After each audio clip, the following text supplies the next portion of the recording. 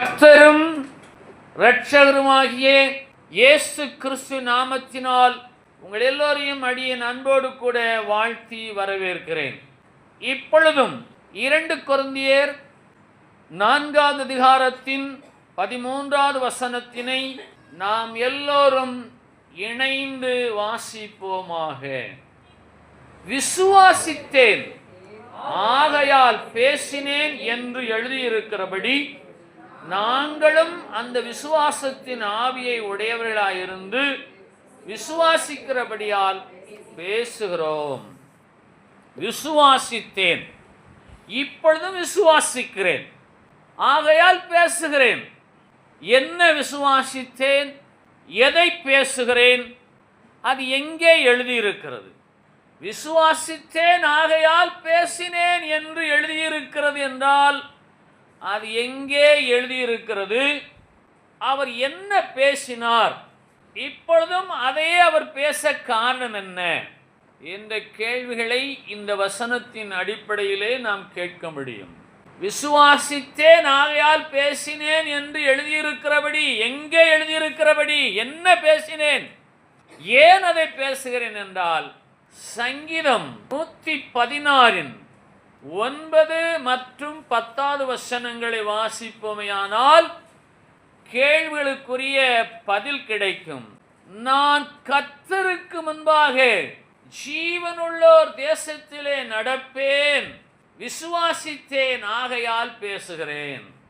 சங்கீதம் 116 9 மற்றும் 10வது வசனங்களின் அடிப்படையிலே விசுவாசித்தேன். என்ன விசுவாசித்தேன்?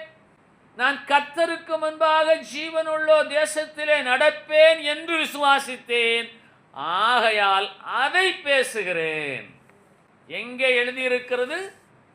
சங்கீதம் 116 9 மற்றும் 10வது வசனங்களிலே எழுதியிருக்கிறது. விசுவாசித்தேன். எதை விசுவாசித்தேன்? நான் கர்த்தருக்கு முன்பாக ஜீவனுள்ள தேசத்திலே நடப்பேன் என்று விசுவாசித்தேன், ஆகையால் அதை பேசுகிறேன். சங்கீதம் 52 3வது வசனம், நன்மையை பார்க்கிலும் தீமையையும் யதார்த்தம் பேசுகிறதை பார்க்கிலும் பொய்யையும் விரும்புகிற ஜனங்கள். நன்மையை பார்க்கிலும் தீமையை விரும்புகிற ஜனம், யதார்த்தம் பேசுகிறதை பார்க்கிலும் பொய்யை விரும்புகிற ஜனம். ஆனபடியினாலே சங்கீதம் 52 5வது வசனத்தின் கடைசி பகுதியிலே நீ ஜீவனுள்ளோர் தேசத்தில் இராதபடிக்கு உன்னை நிர்மூலமாக்குவார். ஜீவனுள்ளோர் தேசத்திலே கர்த்தருக்கு முன்பாக நான் நடப்பேன், அதை விசுவாசித்தேன், அதையே பேசுகிறேன் என்று யதார்த்தமாய் நீங்கள் பேசுகிற தேவ ஜனமாய் இருக்க வேதம் உங்களை அழைக்கிறது. ஏனென்றால் யதார்த்தமாய் பேசுகிறதை பார்க்கிலும் பொய்யை விரும்புகிறாய். நீ யதார்த்தமாய் பேச முடியுமா? விசுவாசித்தேன் ஆகையால் பேசுகிறேன் என்று சொன்னால் நீங்கள் யதார்த்தமாக சொல்ல வேணும். யதார்த்தம் என்றால் என்ன? யதார்த்தமாய் பேசுவது. யதார்த்தமாய் பேசுவது என்று சொன்னால் உள்ளதை உள்ளபடியே பேசுவது, உண்மையை உண்மையாய் பேசுவது, நிஜத்தை நிஜமாய் பேசுவது. அவரிடத்தில் பேசும்போது ரொம்ப யதார்த்தமாக சரளமாக சர்வசாதாரணமாக பேசுகிறார் என்று சொன்னால் அவருடைய இருதயத்திலே அந்த விசுவாசம் இருக்கிறது. அவருடைய இருதயத்தின் நிறைவினாலே வாய் பேசுகிறது. கிறிஸ்தவ வாழ்க்கையிலே உண்மை, நிஜம், யதார்த்தம், உள்ளதை உள்ளபடியே பேசக்கூடிய பண்பு இருக்குமேயானால் நான் கர்த்தருக்கு முன்பாக ஜீவனுள்ளோருடைய தேசத்திலே நடப்பேன், அதற்குரிய தகுதி உண்டாயிருக்கும். ஏனென்று கேட்டால் வேதம் சொல்வதை கவனிங்கள். நன்மையை பார்க்கிலும் தீமையையும் பொய்யையும் விரும்புகிற ஜனங்கள். நீங்களவென்றால் யதார்த்தமாய் பேசுகிற ஜனங்கள், சர்வசாதாரணமாக, நிஜமாக, உண்மையாக, சரளமாக தயக்கம் இல்லாமல் நீங்கள் பேச முடியுமா? நான் ஜீவனுள்ள தேசத்திலே, நான் கர்த்தருக்கு முன்பாக ஜீவனுள்ள தேசத்திலே நடப்பேன் என்று விசுவாசிக்கிற தேவ பிள்ளை. ஆகவே அதை பேசுகிறேன். நீங்கள் எப்படி விசுவாசிக்கிறீர்கள்? உங்களுடைய விசுவாச வாழ்க்கையிலே நீங்கள் இதை அறிக்கையாக சொல்லக்கூடிய தகுதியோடு யதார்த்தமான கிறிஸ்தவர்களாய் வாழ்கிறீர்களா என்று வேதம் என்னை பார்த்து உங்களை பார்த்து கேட்கிறது.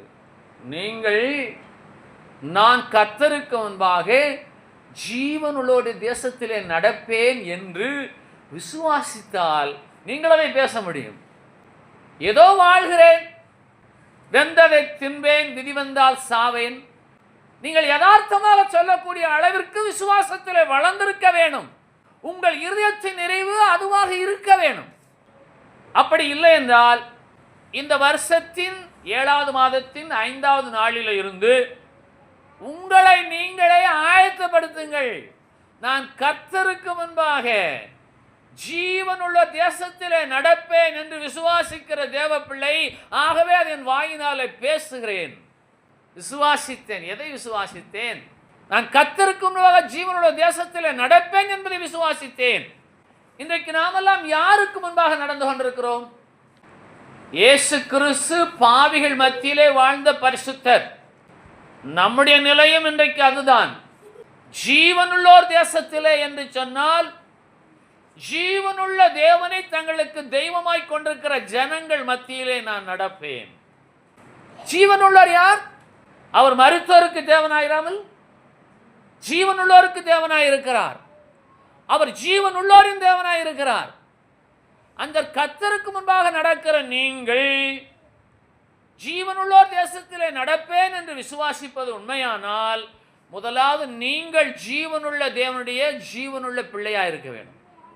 அப்படி ஒவ்வொருவரும் அந்த நிலையை அடைந்திருந்தால் ஜீவனுள்ள ஜனங்களுடைய தேசமாக இந்த தேசம் மாறும்.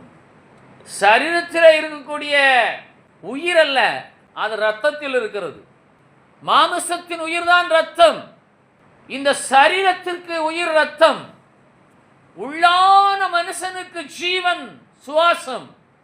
அந்த சுவாசம் விசுவாசம். அந்த விசுவாசம் எப்படிப்பட்ட விசுவாசம்? என் கர்த்தருக்கு முன்பாக நான் ஜீவனுள்ள தேசத்திலே நடப்பேன் என்ற விசுவாசம். ஜீவனுள்ள தேசத்திலே நடப்பேன் என்று விசுவாசிக்கிற நீங்கள் ஜீவனுள்ள தேவனுடைய பிள்ளையாக இருக்க வேணும். ஆகவே விசுவாசித்தேன், பேசுகிறேன், நடக்கிறேனா?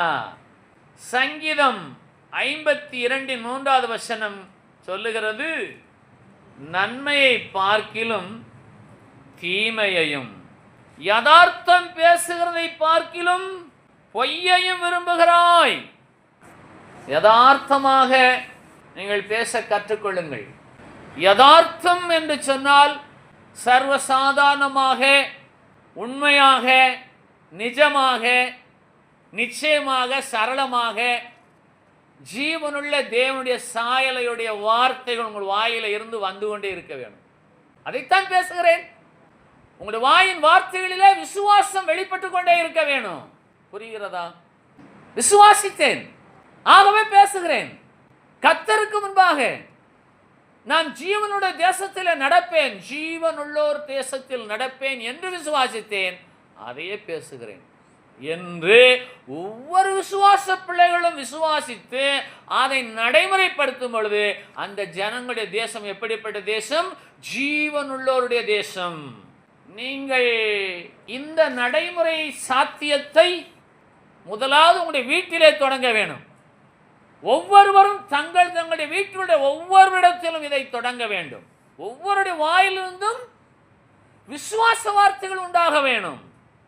நான் கர்த்தருக்கு முன்பாக ஜீவனுள்ளோருடைய தேசத்திலே நடப்பேன். இந்த யதார்த்தம் என்ற வார்த்தை ஒரு அற்புதமான வார்த்தை. யதார்த்தமான வாழ்க்கை, எந்த ஒரு எதிர்பார்ப்பும் இல்லாத ஒரு வாழ்க்கை யதார்த்தமான வாழ்க்கை. எந்த ஒரு குற்றமற்ற ஒரு வாழ்வு யதார்த்தமான வாழ்வு. உண்மை நிறைந்த வாழ்வு யதார்த்தமான வாழ்வு. கவனிக்கலாமா? ஒரு பொய்யை பேசுகிறவன் யதார்த்தமாய் வாழ முடியாது, ஆனால் உண்மை பேசுகிறவன் யதார்த்தமாய் வாழ முடியும். நன்றாக கவனித்துக் கொள்ளுங்கள். பொய்யை பேசுகிறவன் யாரிடத்தில் எந்த பொய்யை சொன்னோம், என்றைக்கு சொன்னோம், எதற்காக சொன்னோம், எப்பொழுது சொன்னோம், அதை ஞாபகத்தில் வைத்துக்கொண்டே இருக்க வேண்டும். நீ பொய்யை விரும்புகிறாய், நன்மையை பார்க்கிலும். யதார்த்தம் என்று சொன்னால் என்னிடத்தில் எந்த ஒரு பொய்யும் கிடையாது. நான் பேசினால் அது உண்மையானதான் இருக்க முடியும். என்னுடைய கருத்துக்கள் எப்போதும் நிஜமானதாகத்தான் இருக்கும். என்னுடைய கருத்துக்களை நான் யாரிடத்தில் பேசினாலும் சரளமாக சொல்லுவேன். அதுதான் யதார்த்தம். யதார்த்தம் பேசுகிறதை பார்க்கிலும் பொய்யை விரும்புகிறாய், நன்மையை பார்க்கிலும் தீமையை விரும்புகிறாய். ஆனபடினாலே நீ ஜீவனுள்ள தேசத்தில் இராதபடிக்கு உன்னை நிர்மூலமாக்குவார் கர்த்தர் என்று வேதம் சொல்லுகிறது. கவனிக்கலாமா?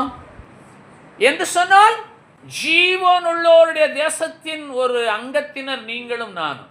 ஜீவனுள்ளோருடைய தேசத்தில் ஒரு உறுப்பினர், ஒரு அங்கத்தினர் நீங்களும் நானும். ஒவ்வொரு உறுப்பினரும் யதார்த்தமாய் பேசுவார்களே ஆனால் அது ஜீவனுள்ளோருடைய தேசமாய் மாறும். ஆகவே இன்றைக்கு நம்முடைய விசுவாச வாழ்விலே யதார்த்தமாய் பேசுகிறோமா? இந்த யதார்த்தம் என்ற வார்த்தைக்கு எந்த ஒரு திட்டமும் இல்லாமல் பேசுவது, எந்த ஒரு ஒளிவில்லாமல் பேசுவது, மறைவில்லாமல் பேசுவது, கபடம் இல்லாமல் பேசுவது, உள்ளதை உள்ளபடியே பேசுவது, நிஜத்தை பேசுவது, உண்மையை பேசுவது. ஆவிக்குரிய ஜீவத்தை குறித்து சொல்லுகிறேன். நீங்கள் யதார்த்தமாக சொல்ல முடியாது, என் வீட்டில் 50 லட்சம் ரூபாய் வைத்திருக்கு என்று சொல்லி, என் வீட்டில் 25 பவுன் நகை இருக்கு என்று சொல்ல முடியாது, எனக்கு இத்தனை வங்கிகளிலே கணக்கு இருக்கு என்று சொல்ல முடியாது, உங்களுடைய குடும்பத்தில் உள்ள பிரச்சனைகளை சொல்ல முடியாது. அது உலக வாழ்வுக்குரிய காரியங்கள், அது அவசியமே இல்லை. அது ஜீவனுடைய தேசத்தின் பகுதி அல்ல, அது இந்த உலக வாழ்வின் பகுதிகள்.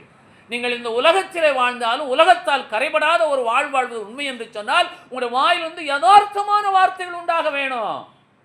ஆகவே இன்றைக்கு நீங்கள் என்ன விசுவாசிக்கிறீர்கள், நான் என்ன விசுவாசிக்கிறேன், யாரை விசுவாசிக்கிறோம், யாருடைய சாயல் நம்மில இருக்கிறது, நாம் யதார்த்தமாய் பேசுகிறோமா, கபடமாய் பேசுகிறோமா, யதார்த்தமாய் பேசுகிறோமா, பொய்யாய் பேசுகிறோமா, யதார்த்தமாய் பேசுகிறோமா, கற்பனைகளை பேசுகிறோமா?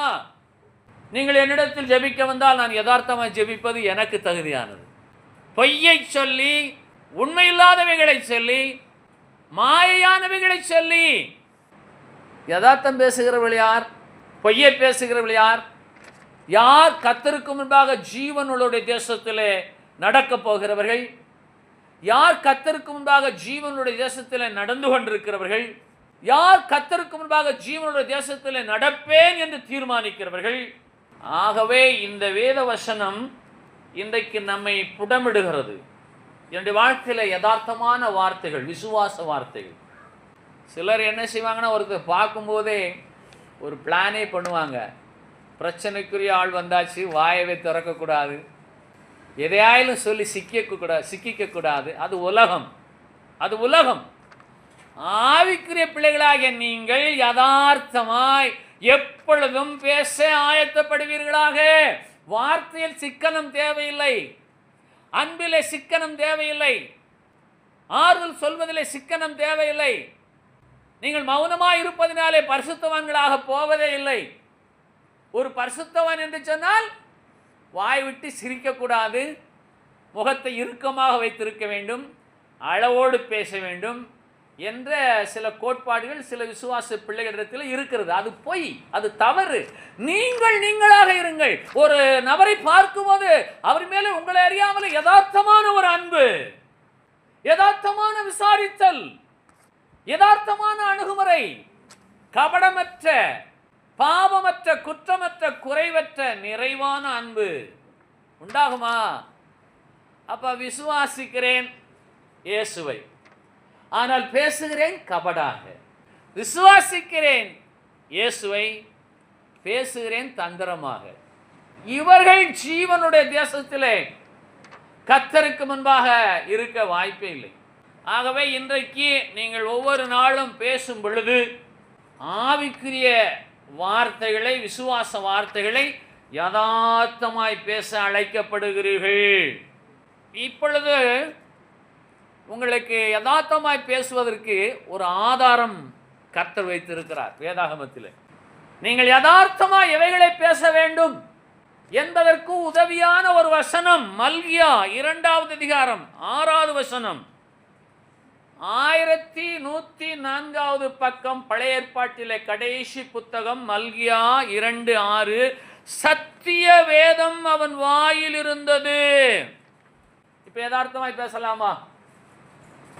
சத்திய வேதம் அவன் வாயில் இருந்தது, அவனுடைய உதடுகளில் அநியாயம் காணப்படவில்லை.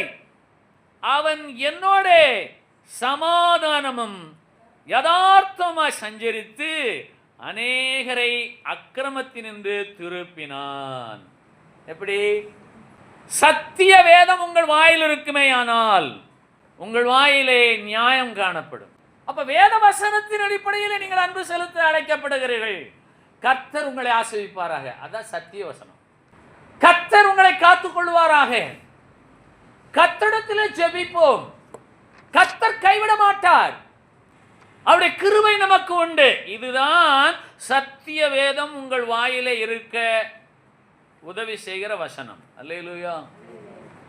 யாருக்கெல்லாம் புரிகிறது? அதனால உலக பிரகாரமான பிரச்சனைகள் எல்லாவற்றையும் சரி செய்வதற்கான வல்லமை சத்திய வேதத்தின் வசனத்தில் இருக்கிறது. ஒரு பிரச்சனை ஒரு நபர் உங்களிடத்தில் சொன்னால் நீங்கள் யதார்த்தமாய் பேசுங்கள். கர்த்தர் உங்களை காத்துக்கொள்வார் என்று சொல்லுங்கள். உனக்கு அப்படித்தான் வரணும். வெளியில கர்த்தர் உங்களை ஆசைப்பா என்று சொல்லி உள்ளத்தில் அப்படி நினைக்க கூடாது.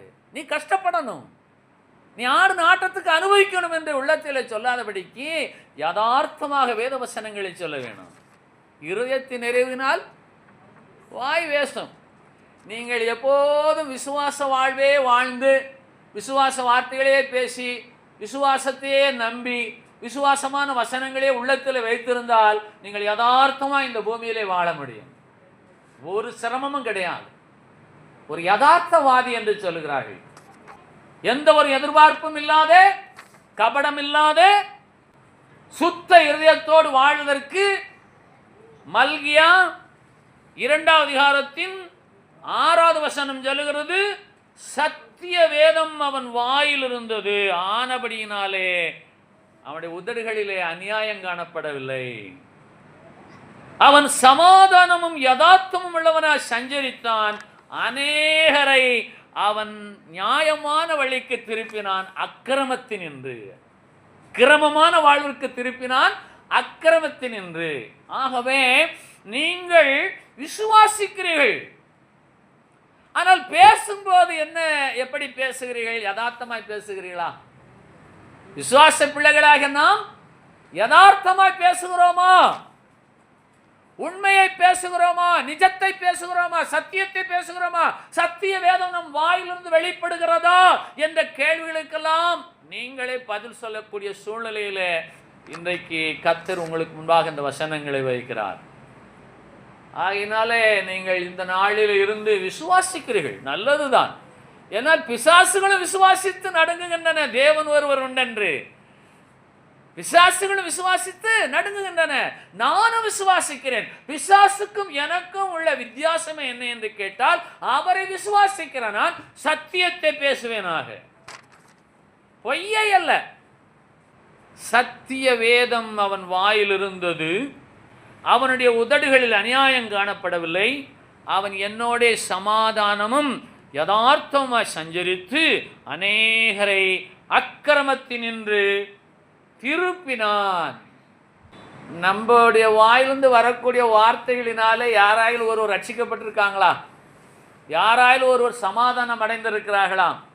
யாருக்காயிலும் ஒரு கிரமமான வாழ்வு உண்டாயிருக்கிறதா? மல்கியா 2வது அதிகாரத்தின் 6வது வசனத்தில் உள்ள வசனங்களின் அடிப்படையில், வார்த்தைகளின் அடிப்படையில் உங்களிடத்தில் பேசுகிறவர்களுக்கு என்ன உண்டாயிருக்க வேணும்? சமாதானம் உண்டாயிருக்க வேணும். அங்கே யதார்த்தம் உண்டாயிருக்க வேணும். அங்கே கிரமம் உண்டாயிருக்க வேணும். என்றால் நீங்கள் ஒரு யதார்த்தமான வாழ்கிற கிறிஸ்தவ பிள்ளை.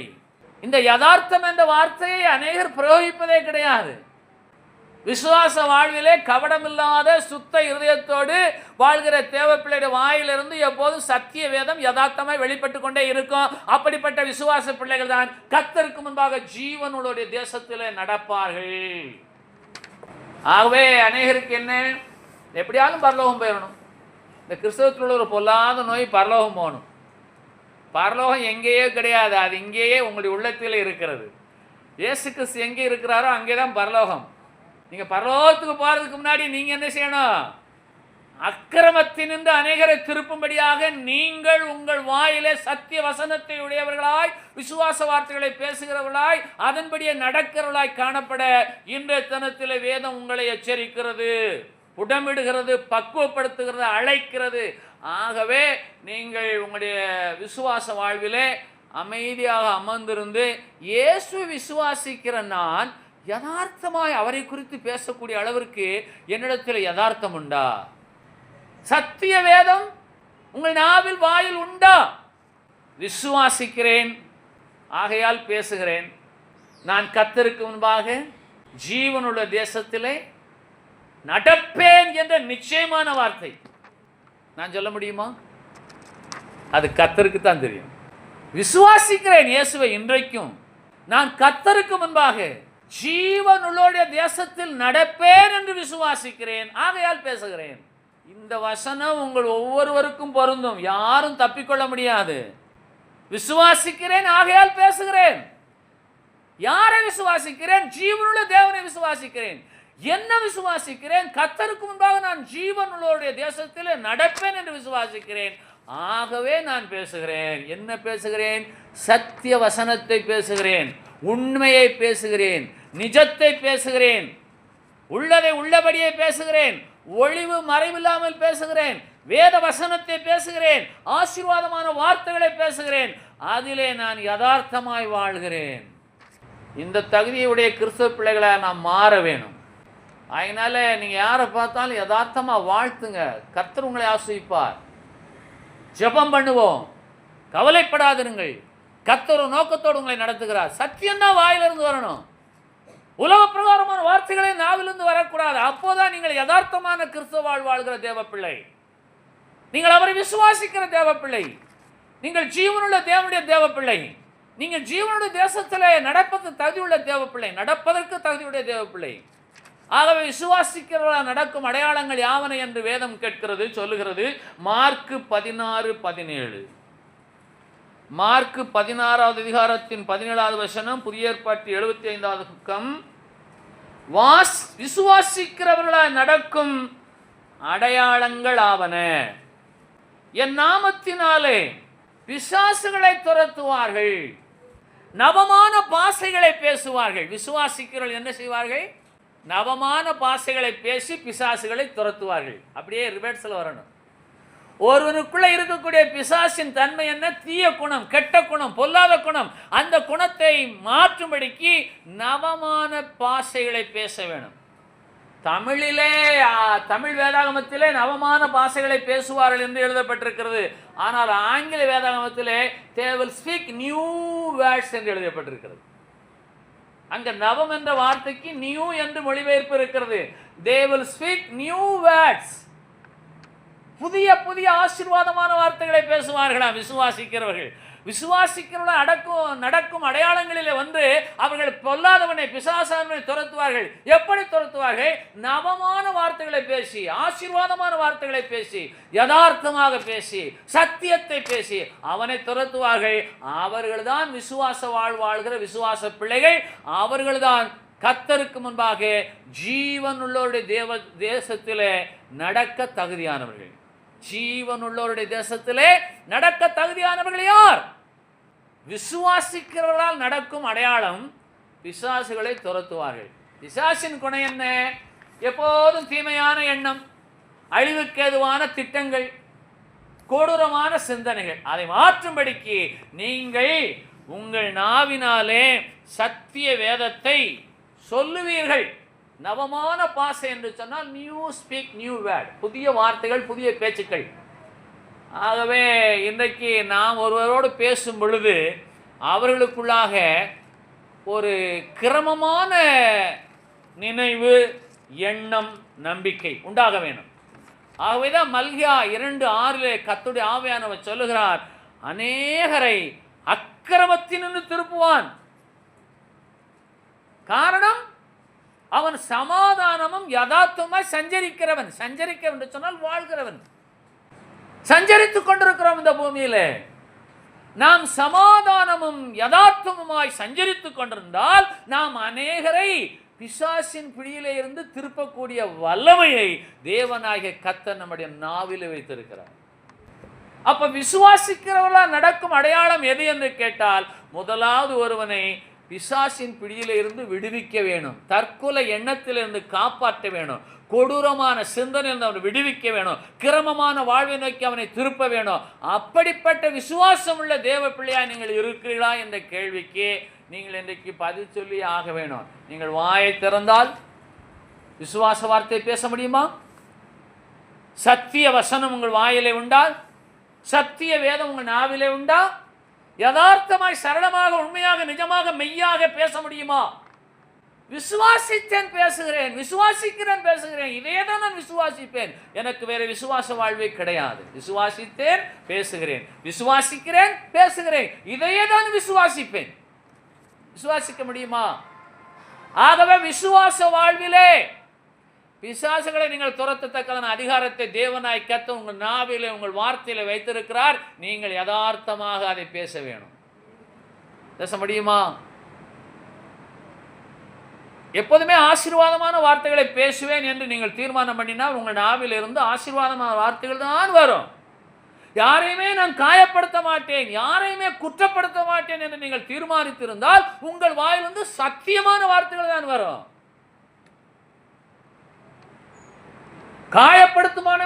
காயப்படுத்தும்படியான வார்த்தைகளை சொல்வதை காட்டிலும் காயத்தை ஆற்றும்படியான வார்த்தைகளை சொல்பவர்களே யதார்த்தவாதிகள்.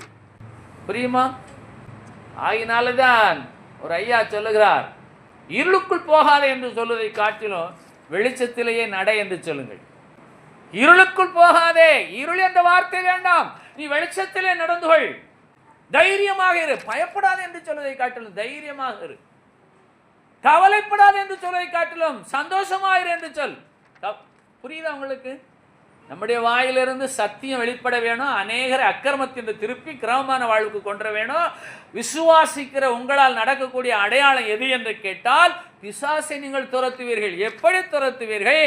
உங்களுடைய வாயிலிருந்து வரக்கூடிய நவமான இனிமையான புதிய புதிய வசனங்கள், வார்த்தைகள், ஆசீர்வாதங்கள். விசுவாசிக்கிற உங்களுடைய வாழ்க்கையிலே உங்கள் மூலமாக எத்தனை பேர் ஆசீர்வதிக்கப்பட்டிருக்கிறார்கள்? ஒரு கணக்கெடுப்பு பார்க்கலாமா? விசுவாசிக்கிற விசுவாச பிள்ளை, ஜீவனுள்ள தேவனுடைய பிள்ளை, உங்கள் மூலமாக எத்தனை பேர் ஆசீர்வாதத்தை பெற்றிருக்கிறார்கள்? எத்தனை பேர் சமாதானத்தை சுதந்திரித்திருக்கிறார்கள்? எத்தனை பேர் கிரமமான வாழ்வுக்கு திரும்பி இருக்கிறார்கள்? எத்தனை பேரை நீங்கள் யதார்த்தவாதிகளாய் மாற்றி இருக்கிறீர்கள்? உங்களை காண்கிறவர்கள் சொல்ல வேணும், எப்பொழுதுமே அவர்கள் யதார்த்தமாக பேசுகிறார்கள், உண்மையே பேசுகிறார்கள், நிஜத்தையே பேசுகிறார்கள், அவர் சத்தியத்தையே பேசுகிறார்கள். அவருடைய நாவிலிருந்து புதிய புதிய ஆரோக்கியமான ஆலோசனைகள் வருகிறது. இவர்கள் தான் கர்த்தருக்கு முன்பாக ஜீவனுள்ள தேசத்திலே நடக்கிற தேவ பிள்ளையாய் இருக்கிறார்கள். ஆகவே இன்றைக்கு நான் என்ன செய்யட்டும் என்று நீங்கள் கேட்டால், உங்களை நீங்களே பரிசீலித்து பாருங்கள். நான் விசுவாசிக்கிறேன் இயேசுவை, ஆனால் ஜீவனுள்ள தேசத்திலே நான் நடக்க தகுதியுள்ளவனா தகுதியுள்ளவளா என்ற கேள்விக்கு நீங்களே பதில் சொல்லி, உங்களுடைய நாவில் இன்றைக்கு என்ன இருக்க வேணும்? சத்திய வேதம் உங்கள் வாயில் இருக்க வேணும். உங்கள் வாயிலே நவமான வசனங்கள், நவமான வார்த்தைகள், பேச்சுக்கள் இருக்க வேண்டும். அதன் மூலமாக நீங்கள் பிசாசுகளை துரத்தும்படியான அதிகாரத்தை கர்த்தர் உங்களுக்கு கொடுத்திருக்கிறார். விசுவாசிக்கிறவர்களால் நடக்கும் அடையாளங்கள் ஆவன. இயேசு என்ற நாமத்தினாலே பிசாசுகளை துரத்துவார்கள். விசுவாசிக்கிற உங்களாலே ஒரு பிசாசை துரத்த முடியுமா? வீட்டுக்குள்ளே எல்லோருமே பரிசுத்த ஆவியில் இருக்காங்களா? எல்லாருமே ஆசீர்வாதமான வார்த்தையில் பேசுகிறாங்களா? எல்லாருமே விசுவாச வாழ்கிறாங்களா? நீங்கள் விசுவாசமான வார்த்தைகளை சொன்னால் உங்கள் வீட்டுக்குள்ளே சொல்லுவாங்க, அவிசுவாசமான வார்த்தைகளை சொல்லுவாங்க. ஆனால் நீங்கள் என்ன செய்யக்கூடாது? நீங்கள் ஜீவனுடைய தேசத்திலே கர்த்தருக்கும்பாக நடக்கிற ஜீவனுடைய தேவனுடைய பிள்ளை, நீங்கள் அவர் விசுவாசிக்கிறீர்கள். இவரும் இவளும் இவனும் இவளும் ஒரு நாளிலே கர்த்தருக்கு முன்பாக ஜீவனுடைய தேசத்திலே நடக்க தகுதியுடையவர்களாய் மாறுவார்களாக என்று சொல்லி, நீங்கள் உங்கள் வாயிலே சத்திய வேதத்தை உடையவர்களாய் நவமான வாசைகளை பேசுகிறவர்களாய் காணப்பட அழைக்கப்படுகிறீர்கள். முடிவு என்ன? என்னை சுற்றி யாரும் எப்படியும் இருக்கலாம், நான் எப்படி இருக்கிறேன்? என் மூலமாக தேவனாய் கர்த்தர் தம்முடைய வல்லமை வெளிப்படுத்த கிருபையுள்ளவராய் இருக்கிறார். நான் விசுவாச வார்த்தைகளை பேசுவதன் மூலமாய், நவமான பாஷையை பேசுவதன் மூலமாய், சத்திய வேதத்தை பேசுவதன் மூலமாய் அவர்களுக்குள்ளாக இருக்கிற அக்கிரமமான அநியாயமான பிசாசின் சுபாவங்களை மாற்றக்கூடிய வல்லமையை கர்த்தர் என் நாவிலே வாயிலே வார்த்தையில வைத்திருக்கிறார். புரிஞ்சன்னு யாரெல்லாம் சொல்ல போறீங்க? இப்போ நீங்க சிக்கிக்கக்கூடிய ஒரு இடம் எது தெரியுமா? அவசரப்பட்டு ஏதாலும் சொல்லிடாதங்க. உங்களுக்கு கோபம் வந்தா நீங்க வாயை கம்முன்னு மூடிக்கோங்க, அது ஆசீர்வாதம். இப்படியெல்லாம் இருந்தா நீ உருப்படவா போறன்னு சொல்லக்கூடாது, நீ இன்னும் கஷ்டப்படுவேன்னு சொல்லக்கூடாது, நீ அப்படியே போயிடுவேன்னு சொல்லக்கூடாது. இது காலங்கள் செல்ல செல்ல முதியோருடைய வாழ்க்கையில் நடக்கக்கூடிய சர்வ சாதாரணமான நிகழ்வாக இருக்கிறது. கேட்டா விசுவாச பிள்ளை, விசுவாச குடும்பம், இயேசுடைய குடும்பம், இயேசு விசுவாசிக்கிறவர்கள் ஜீவனுடைய தேசத்துக்கு, ஜீவனுடைய தேவனுடைய தேசத்திற்கே கர்த்தருக்கு முன்பாக ஜீவனுடைய தேசத்தில் நடப்பதற்கு பிரயாசப்படுகிற குடும்பம். பிரச்சனை என்ன? யாரும் பேசட்டும், என்னமும் பேசட்டும், ஆனால் என் நாவிலே எப்பொழுதும் சத்திய வேதமே வெளிப்படும், என்னிலே புதிய புதிய ஆசீர்வாதமான வார்த்தைகளே வெளிப்படும் என்று எவர் ஒருவர் தீர்மானிப்பார்களோ அவர்களை தேவனாய் கர்த்தர் பயன்படுத்தி அநேகர் அக்கிரமத்தின் திருப்பி பிசாசுகளை துரத்தத்தக்கதான வல்லமையை அவர்களுக்கு கொடுப்பார். தீர்மானம் பண்ணுங்க.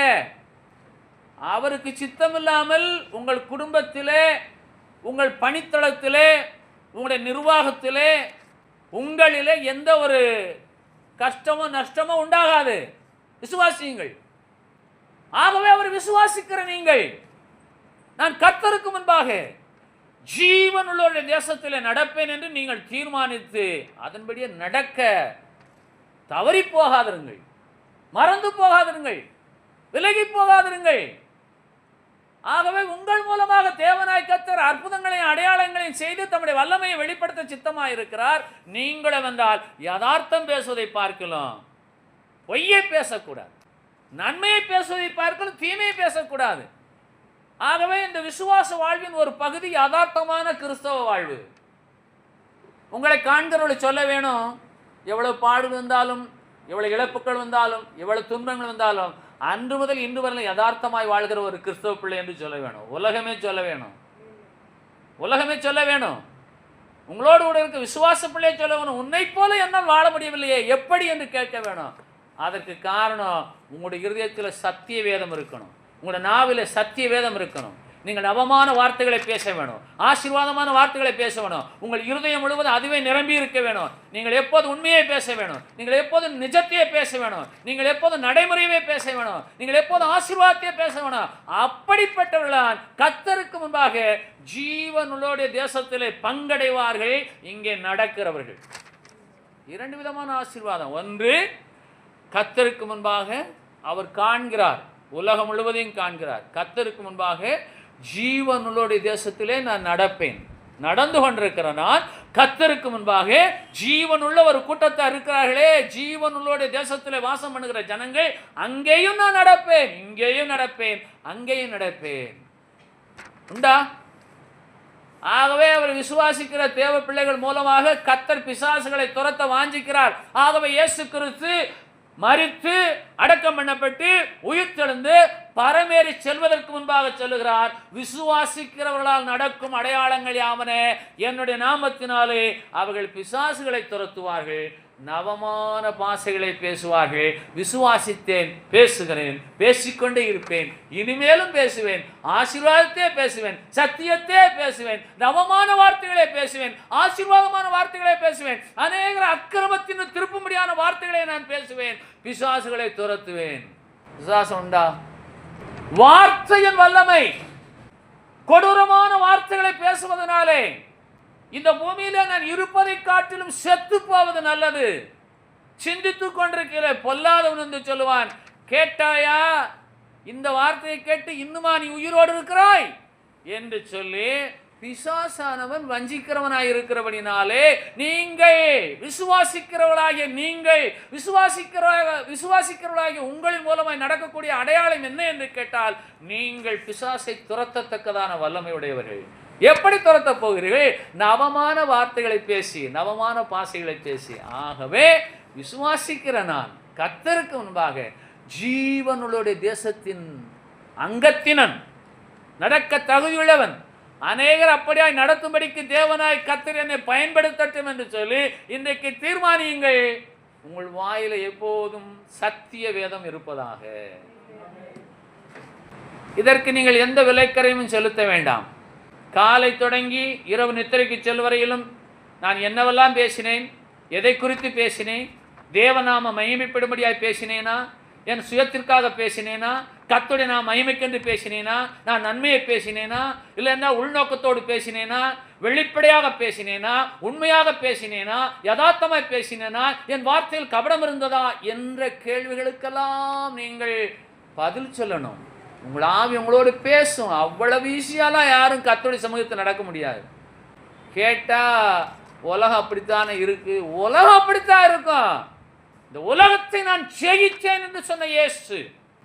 ஆகவே விசுவாசித்தேன் பேசுகிறேன், உயிரோடு இருக்கிற நான் பேசுகிறேன். வேதத்திலே மரித்தும் ஒருவர் பேசினார் என்று வேதம் இருக்கிறது. உயிரோடு இருக்கிற நான் பேசுகிறேன், விசுவாசித்தேன் பேசுகிறேன்.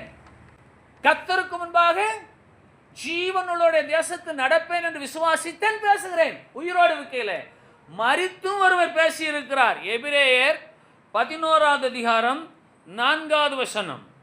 புதிய ஏற்பாட்டிலே 307வது பக்கம். எபிரேயர் 11வது அதிகாரம் 4வது வசனம். விசுவாசத்தினாலே ஆபேல் காயினுடைய பலியிலும் மேன்மையான பலியை தேவனுக்கு செலுத்தினான். எதனாலே செலுத்தினார்? எதனாலே செலுத்தினார்? விசுவாசத்தினால். விசுவாசித்தேன் பேசுகிறேன். அது என்ன பலி?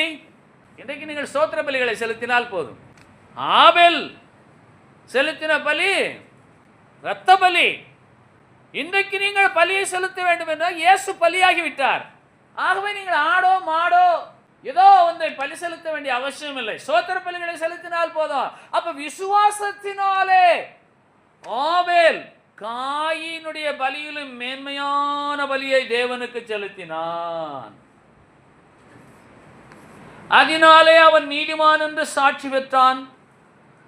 அவனுடைய காணிக்கைகளை குறித்து தேவனே சாட்சி கொடுத்தார். அவன் மரித்தும் இன்றும் பேசுகிறான். அல்லேலூயா. சரியா?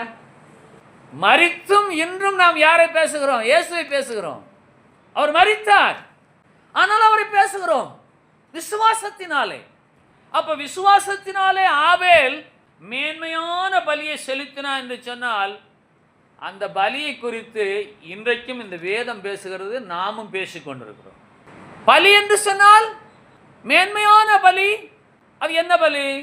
காயினும் பலிகளை கொண்டு வந்தார், கனியை பலியாக கொண்டு வந்தார். ஆனால் ஆபேல் ஆட்டை பலியாக கொண்டு வந்தார். முதல் தரமான ஆடுகளை, பலிகளை, காணிக்கைகளை என்று எழுதியிருக்கிறது வேதம். அவனுடைய காணிக்கைகளை குறித்து தேவனே சாட்சி கொடுத்தார். அப்ப காயினுடைய கனிகளை தேவனாகிய கர்த்தர் சாட்சி கொடுக்காமல் ஆபேலுடைய பலியாகிய அந்த காணிக்கை குறித்து அவர் சாட்சி கொடுக்க என்று சொன்னால் இன்றைக்கு நம்முடைய பலிகள் எப்படிப்பட்ட பலிகளாக இருக்க வேணும்? ஆபேலுடைய பலிகளாக இருக்க வேணும். ஆபேலுடைய பலியை கர்த்தர் அங்கீகரித்ததற்கும் அதை குறித்து சாட்சி கொடுப்பதற்கும் இன்றைக்கும் பேசுவதற்கும் காரணம் என்ன என்று கேட்டால், ஆபேலுடைய பலியிலே ரத்தம் இருந்தது. ஆபேலுடைய பலியிலே ரத்தம் இருந்தது. காயினுடைய பலியிலே ரத்தம் இல்லை. அதான் வித்தியாசம். கவனிக்கீங்களா? காயினுடைய பலியிலே ரத்தம் இல்லை, ஆபேலுடைய பலியிலே ரத்தம் இருந்தது பலியிலே. அப்ப ரத்தம் சிந்துவது இல்லாமல் பாவ மன்னிப்பு உண்டாகாது. ஆகவே நான் பலி செலுத்துவேன் என்று சொன்னால் ரோமர் 12வது அதிகாரத்தின் 1வது வசனம் சொல்லுகிறது, என்னுடைய சரீரங்களை ஜீவ பலியாக ஒப்புக் கொடுக்க வேணும், அதுவே புத்தியுள்ள ஆராதனை என்று. நீங்கள் கொடுக்கிற காணிக்கைகள் பலிகள் எல்லாம் கணக்கிலே கொள்ளப்படாது என்று நினைக்க கூடாது. அது பரலோகத்திலே பொக்கிஷத்தை சேர்த்து வைக்கும். ஆபேலுடைய காணிக்கை அவர் ரத்தம் சிந்தினார். ரத்தம் சிந்து இல்லாமல் பாவ மன்னிப்பு உண்டாகாது. காயினுடைய காணிக்கையில ரத்தம் இல்லை. ஆகவே இன்றைக்கு சரீரத்தை கொண்டு ரத்தம் சிந்தி ஜீவனை கொடுத்து தம்மையே ஜீவ பலியாக கொடுத்த இயேசு நம்மிடத்தில் விரும்புவது என்ன என்று கேட்டால், ரோமர் 12வது அதிகாரத்தின் 1வது வசனம் என்ன சொல்லுகிறது? உங்களுடைய சரீரங்களை தேவனுக்கு உகந்த பலி அது உங்களுடைய சரீரத்தில் தான் இருக்கிறது. அது உங்களுடைய சரீரத்தை எப்படி ஒப்பு கொடுக்க வேணும்? பரிசுத்தமும் தேவனுக்கு பிரியமுமான ஜீவ பலியாக ஒப்பு கொடுக்க வேண்டும். சில என்ன சொல்லுவாங்க, நான் சர்ச்சுக்கு தான் வரல, ஆனால் என் மனசு பூரா அங்கே தான் இருந்ததுப்பாங்க. நான் சர்ச்சுக்கு தான் வரல, ஆனால் என் எண்ணம் முழுவதும் அங்கே தான் இருந்துன்னு சொல்லுவாங்க. அது ஏற்றுக்கொள்ள முடியாது. அது தேவனுக்கு உகந்த பலியே கிடையாது. உங்கள் சரீரத்தினாலே, உங்கள் சரீரத்தின் பரிசுத்தத்தினாலே நீங்கள் தேவனுக்கு பிரியமானவர்களாக இருந்து உங்களை நீங்களே ஜீவ பலியாக ஒப்பு கொடுக்க வேணும். ஆகவே ஆபேல் தம்முடைய தேவனுக்கு கொடுத்த அந்த பலியிலே சரீரம் இருந்தது. காயின் கொடுத்த பலியிலே சரீரம் இல்லை. ஆபேல் கொடுத்த பலியிலே ரத்தம் இருந்தது. காயின் கொடுத்த பலியிலே ரத்தம் இல்லை.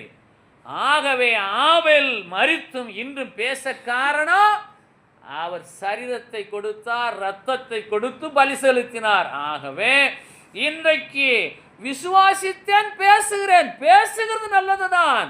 ஆனாலும் என் சரீரத்தினாலே நான் அவரை கனப்படுத்த வேணும். என் சரீரத்தில் என்ன இருக்க வேணும்?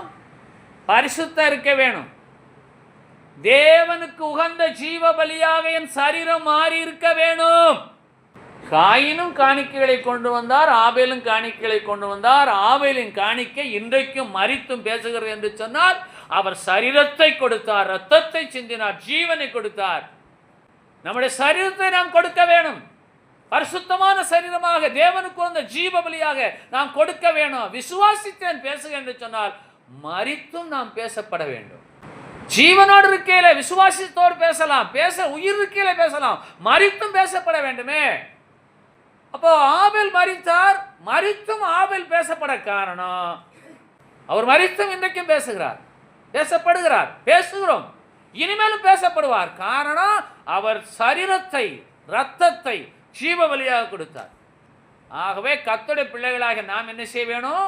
நம்முடைய சரீரத்தை பரிசுத்தமும் தேவனுக்கு உகந்த ஜீவ பலியாக நம்மை ஒப்பு கொடுக்க வேணும். பேசலாம், விசுவாசித்தேன் பேசுகிறேன். ஆனால் நடைமுறை வாழ்க்கையில், கிறிஸ்தவ ஜீவியத்தில், கிறிஸ்தவ வாழ்வில் நம்முடைய சரீரம் பரிசுத்தமும் தேவனுக்கு உகந்த ஜீவ பலியுமாய் மாறுவதாக இயேசு நாமத்தினாலே, யதார்த்தம் காணப்படுவதாக இயேசு நாமத்தினாலே. சிலர் சொல்லுவார்கள், இப்ப செத்தாலும் நான் கர்த்தரிடத்தில் போவேன். என்ன ஒரு யதார்த்தமான வார்த்தை! எப்படி சொல்ல முடியும்? எப்படி சொல்ல முடியும்? சிலர் சொல்லுவார்கள், என்ன நடந்தாலும் என் தேவனாய் கர்த்தர். எப்படி சொல்ல முடியும்? யதார்த்தமான வாழ்வு. சரீரத்திலே பரிசுத்தம், எண்ணத்திலே பரிசுத்தம், சிந்தனையிலே பரிசுத்தம், வாழ்விலே பரிசுத்தம், தங்களை அவருக்கு கொண்டு ஒப்பு கொடுத்த ஜீவ பலியான ஒரு பரிசுத்தம். புரிஞ்சா ஒரு அல்லையில சொல்லியிருக்கணும். புரியுமா? எல்லாரும் விசுவாசிக்கலாம்.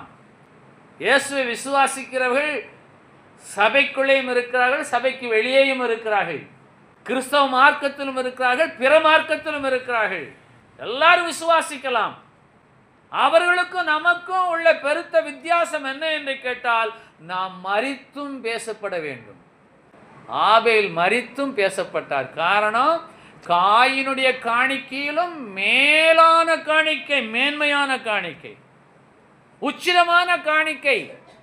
ஆகவே இன்றைக்கு கிறிஸ்தவ மார்க்கத்திலே சந்தா கட்டிவிட்டால் போதும், காணிக்கையை கொடுத்து விட்டால் போதும், கொடுத்து அனுப்பினால் போதும், ஒரு பொருளை வாங்கி செலுத்தினால் போதும் என்று ஒரு மார்க்கத்தார் இருக்கிறார்கள் கிறிஸ்தவத்துக்குள்ளே. ஆனால் கர்த்தர் விரும்புகிறது என்ன? உன் சரீரத்தை பரிசுத்தமும் எனக்கு உகந்த ஜீவ பலியுமாக நீ கொடுப்பாயா என்று ரோமர் 12வது அதிகாரத்தின் 1வது வசனத்தின் மூலமாய் கர்த்தர் கேட்கிறார். ஆயத்தப்படலாமா?